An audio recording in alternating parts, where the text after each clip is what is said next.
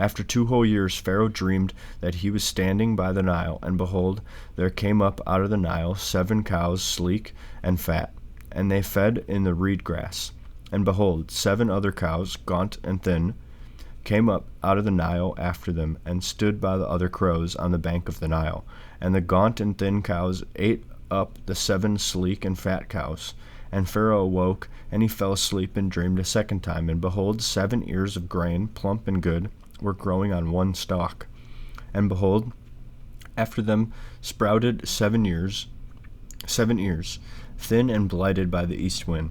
And the thin ears swallowed up the 7 plump and full ears. And Pharaoh awoke, and behold, it was a dream.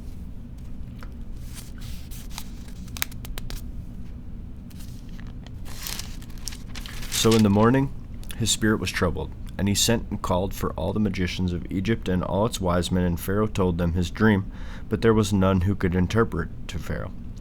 Then the chief butler said to Pharaoh, I remember my faults today.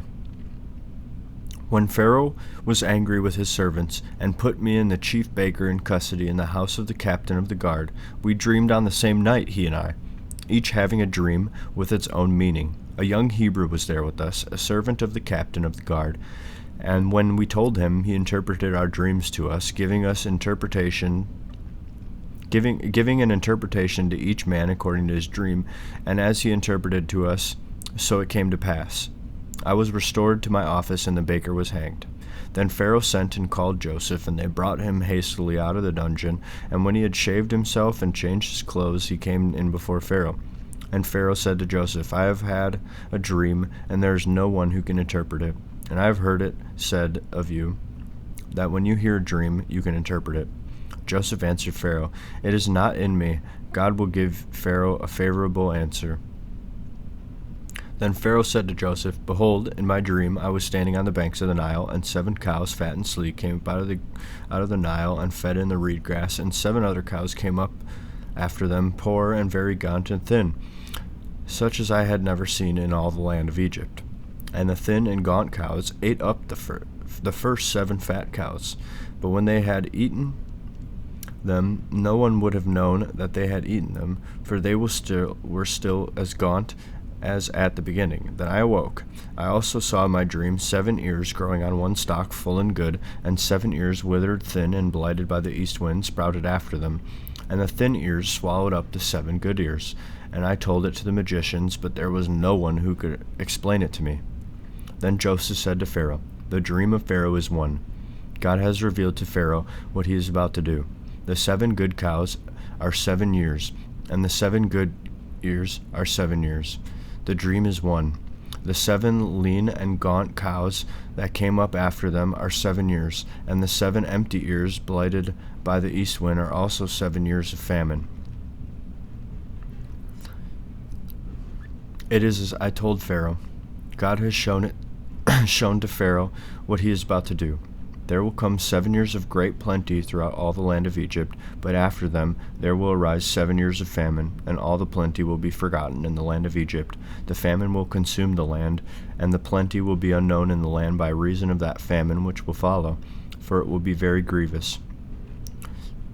And the doubling of Pharaoh's dream means that the thing is fixed by God, and God will shortly bring it to pass.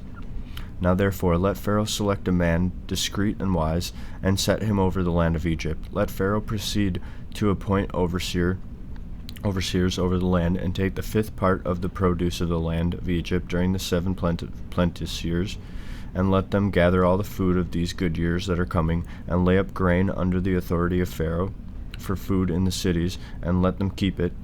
That food shall be a reserve for the land against the 7 years of famine, which are to befall the land of Egypt, so that the land may not perish through the famine. This proposal seemed good to Pharaoh and to all his servants. And Pharaoh said to his servants, Can we find such a man as this, in whom is the Spirit of God? So Pharaoh said to Joseph, Since God has shown you all this, there is none so discreet and wise as you are. You shall be over my house, and all my people shall order themselves as you command.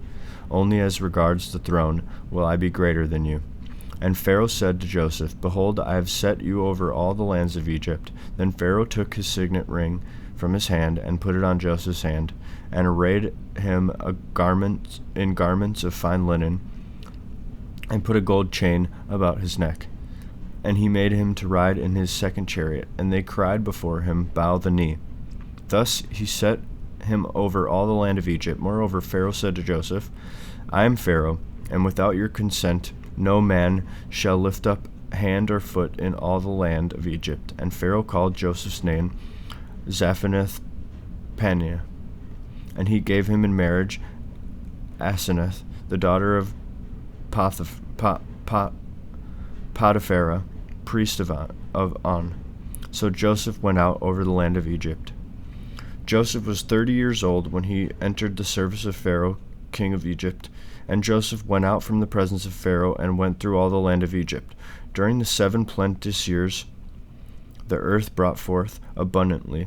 And he gathered up all the food of the 7 years when there was plenty in the land of Egypt, and stored up food in the cities. He stored up in every city the food from the fields around it. And Joseph stored up grain in great abundance, like the sand of the sea, until he ceased to measure it, for it could not be measured. Before the year of famine came, Joseph had 2 sons, whom Asenath, the daughter of Potiphera, priest of On, bore to him. Joseph called the name of his firstborn Manasseh, for he said, God has made me forget all my hardship and all my father's house. The name of the second he called Ephraim, for God had made me fruitful in the land of my affliction. The 7 years of plenty that prevailed in the land of Egypt came to an end, and the 7 years of famine began to come. As Joseph had said, there was famine in all lands, but in all the land of Egypt there was bread. When all the land of Egypt was famished, the people cried to Pharaoh for bread, and Pharaoh said to all the Egyptians, Go to Joseph, what he says to you, do.